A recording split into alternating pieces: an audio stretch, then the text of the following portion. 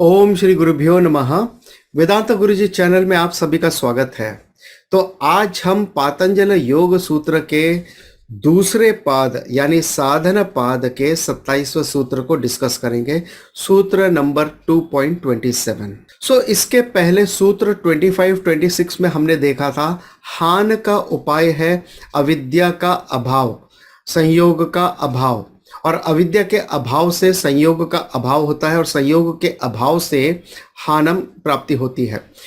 हानम प्राप्ति ही कैवल्य सिद्धि है और उस कैवल्य सिद्धि को पाने के लिए आपको चाहिए अविद्या का अभाव, यानी आपको चाहिए नॉलेज। और वो नॉलेज आपको कैसे प्राप्त होता है ये हमने देखा था सूत्र 26 में कि किस तरह से जिस व्यक्ति की विवेक बुद्धि, जो क्लियर विवेक ज्ञानम जिस व्यक्ति को मिल जाता है, जिसको नित्य अनित्य का भेद पूरी तरह से जान लेते और समझ लेते, उस नॉलेज को जो ओनअप कर लेता है, जिसे ये कैवल्य सिद्धि प्राप्त हो जाती है, उस व्यक्ति का जो नॉलेज है, विजडम है। It's not just the knowledge, it is wisdom, जिसे हम कहते हैं प्रज्ञा। तो वो प्रज्ञा 7 तरह की होती है और वो 7 तरह की प्रज्ञा जो विवेकवान व्यक्ति की होती है वो क्या है, वो हम देखेंगे आज के इस सूत्र में, सूत्र 2.27। So let us start with सूत्र चांटिंग। हम सूत्र को उच्चारण करते हैं सबसे पहले। तस्य सप्तधा प्रांत भूमि प्रज्ञा, प्रांत भूमि प्रज्ञा। पूरा सूत्र एक साथ। तस्य सप्तधा प्रांत भूमि प्रज्ञा। अब हम इसके शब्दार्थ को देख लेते हैं। तस्य, तस्य यानी उसका या उसकी, तस्य प्रज्ञा यानी उसकी प्रज्ञा, तस्य उसकी। यहां पर तस्य रेफर्स टू द पिछले सूत्र से हमें बोरो करना होगा, जिसके बारे में बताया गया था कि जो विवेक ख्याति जिसकी है और वो अविप्लवा ख्याति है, यानी बिना किसी पोल्यूशन के, बिना किसी कंफ्यूजन के जो विवेक ख्याति यानी विवेक नॉलेज उसको मिला है, जो विजडम उसका है, ऐसा व्यक्ति के बारे में बात हो रही है। सो विवेक ख्याति वाले योगी की बात हो रही है यहां पर। उसकी प्रज्ञा, प्रज्ञा यानी प्रकर्षेण ज्ञायते इति प्रज्ञा।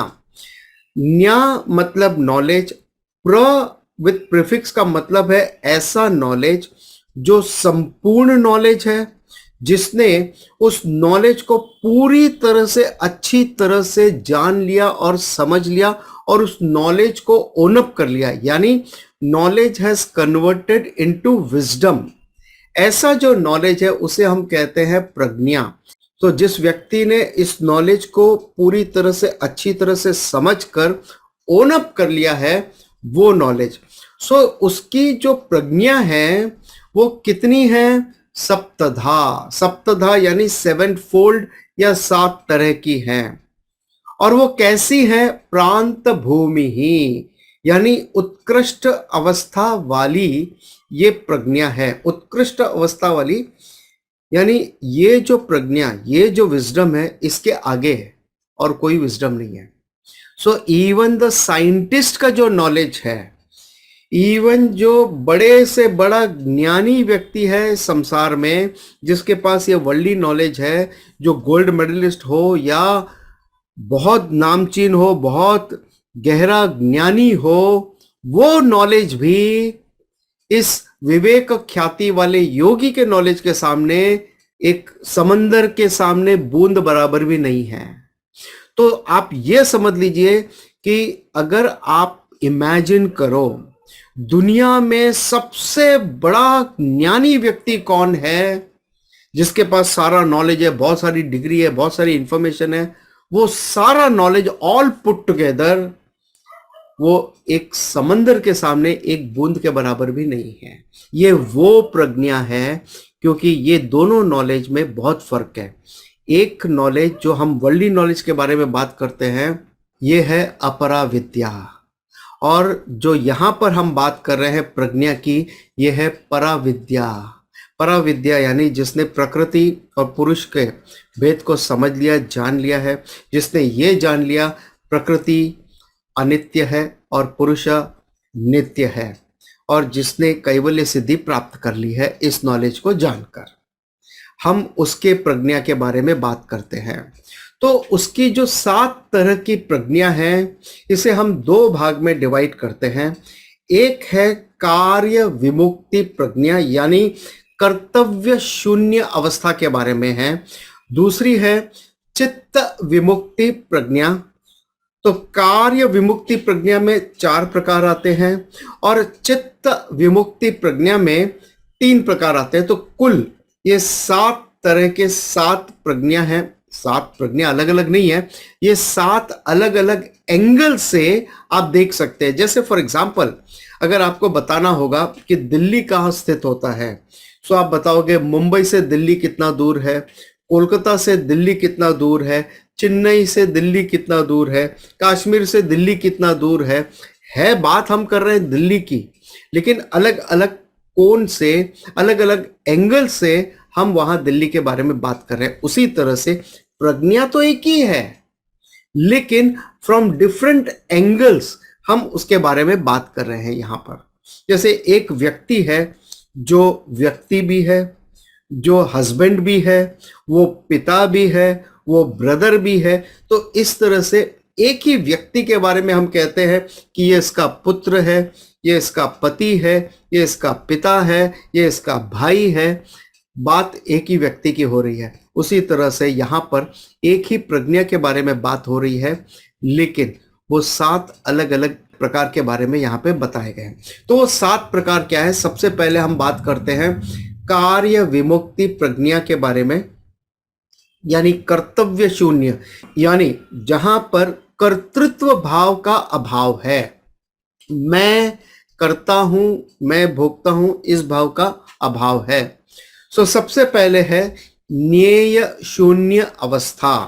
आज हर एक व्यक्ति चाहता है कि मैं नॉलेज हासिल करना चाहता हूं, मैं पढ़ाई लिखाई करना चाहता हूं वगैरह, मगर यहां पर ज्ञेय शून्य अवस्था यानी मुझे जो जानना था, मुझे जो विवेक ख्याति प्राप्त करनी थी, मैंने कर ली। अब मुझे जानने के लिए कुछ भी बचा नहीं है। So I don't need to know anything more. उसी तरह से अगर आप देखो वेदांत शब्द जो है उसके 2 अर्थ निकल के आते हैं। एक तो ज्योग्राफिकल पॉइंट ऑफ व्यू, वेदों का जो एंड पोर्शन है वो। दूसरा वेदांत का एक और अर्थ निकल के आता है वेद अंत। वेद यानी विद, टू नो यानी जानने का अंत, यानी अब हमें जानने के लिए कुछ बाकी नहीं रह गया है। हमने जो जानना था वो जान लिया, उसके बाद में अब हमारी कोई भागदौड़ नहीं है कुछ और जानने के लिए। हाँ, कुछ जानना है तो जान लेंगे, नहीं जाना तो ठीक है, लेकिन जो जानना था वो हमने जान लिया। दूसरा है हेय शून्य अवस्था, यानी जिन दुखों का हमें निवारण करना था, जिस हेय का अभाव करना था, वो अभाव हमने कर दिया। अर्थात दृष्टा और दृश्य के संयोग का जो अभाव करना था वो हमने कर दिया। वो इग्नोरेंस का अभाव हमें करना था, अविद्या का अभाव हमें करना था, वो हमने कर दिया। वो हो गया हेय शून्य अवस्था, यानी सारे दुखों का हमने अभाव कर दिया, सारे दुखों का निवारण हमने कर दिया। तीसरा है प्राप्य प्राप्त अवस्था, यानी जो कुछ हमें प्राप्त करना था वो हमने कर लिया। अब हमें और प्राप्त करने की कोई इच्छा नहीं है। कुछ मिले तो ठीक, नहीं मिले तो ठीक, यानी अब हमारी कोई भागदौड़ नहीं है कुछ भी पाने के लिए। चौथा है चिकीर्षा शून्य अवस्था, यानी हमें जिंदगी में जो करना था कर लिया।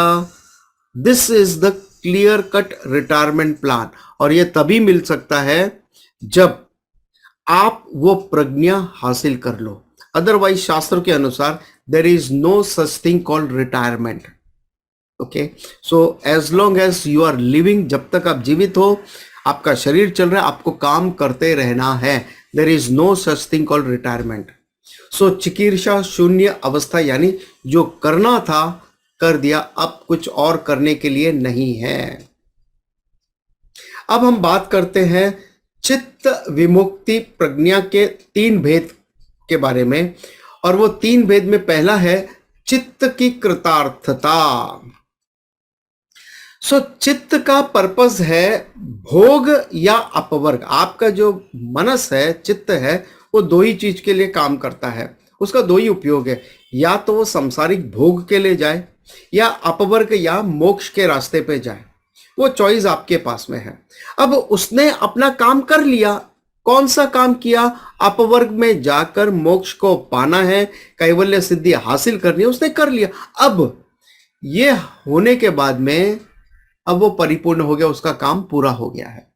दूसरा है गुण लीनता, यानी जैसे भगवत गीता में बताया गुणातीत की स्थिति, यानी चित्त के सत्व, रजस और 3 गुण वाली अवस्था होती है।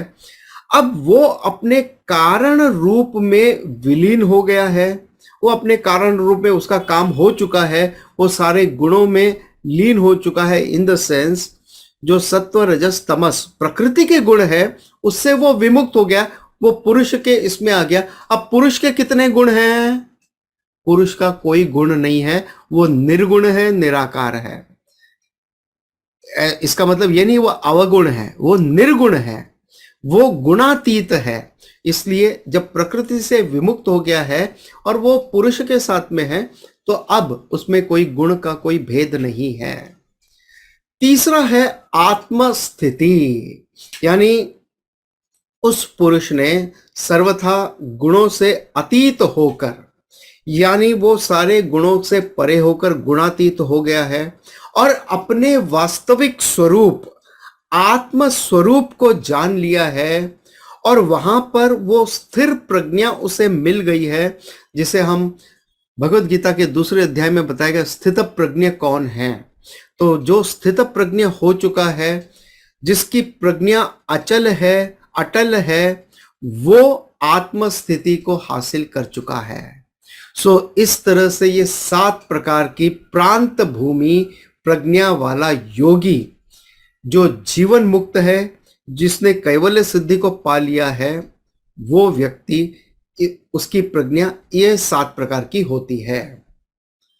अब सवाल उठता है कि ये प्रज्ञा, ये शुद्ध प्रज्ञा, शुद्ध विवेक ख्याति, विवेक ज्ञानम, अविप्लवा विवेक ख्याति की प्राप्ति हमें कैसे हो? केवल नॉलेज मिलना काफी नहीं है। जैसे हमने पहले भी बताया था, नॉलेज के साथ में आपको चाहिए अधिकारित्व। नॉलेज मिलने से नॉलेज आप ओन अप नहीं कर सकते। नॉलेज मिलने और ओन अप करने के बीच में है अधिकारित्व, आपकी परिपक्वता, आपकी मैच्योरिटी, और वो आपको हासिल होती है साधनम से। इन साधना के बारे में हम डिस्कस करेंगे सूत्र 28 ऑनवर्ड्स, जो बहुत बढ़िया टॉपिक है, जहां पर अष्टांग योग के बारे में बात होती है कि किस तरह से अष्टांग योग एक सर्वश्रेष्ठ साधना है। चाहे वेदांत के किसी भी क्षेत्र में कोई भी स्टडीज आप करें, लेकिन योग के अष्टांग योग को साधना के रूप में सर्वश्रेष्ठ माना गया है, जिसके बारे में हम बात करेंगे। आप कोई भी लेवल पे साधना करो, अद्वैत वेदांता है, द्वैत वेदांता है, लेकिन अष्टांग योग साधना सर्वश्रेष्ठ साधना है, जिसके बारे में हम बात करेंगे नेक्स्ट सेशन में। और अगर आज के सेशन से रिलेटेड कोई भी प्रश्न है, या लाइफ से रिलेटेड या शास्त्र से रिलेटेड कोई भी प्रश्न है, हमारे किसी भी वीडियो के नीचे कमेंट सेक्शन में आप कमेंट कर दीजिए। इसके अलावा इस वीडियो को आप दूसरों के साथ शेयर कर सकते हैं, लाइक कर सकते हैं, और इस चैनल को सब्सक्राइब करके बेल आइकन क्लिक कर दीजिए, ताकि आपको हमारे नोटिफिकेशन सबसे पहले मिले और आप हमारा नेक्स्ट सेशन बिल्कुल भी मिस ना करें। और हर महीने के पहले शनिवार को होता है हमारा Q&A सेशन। तो जो भी क्वेश्चन आप हमें भेजते हैं, तो उसका उत्तर आपको महीने के पहले शनिवार को मिल जाता है। So let's conclude with the prayer. ओम पूर्णमदः पूर्णमिदं पूर्णात् पूर्णमुदच्यते पूर्णस्य पूर्णमादाय पूर्णमेवावशिष्यते। ओम शांति शांति शांति। ओम तत्सत।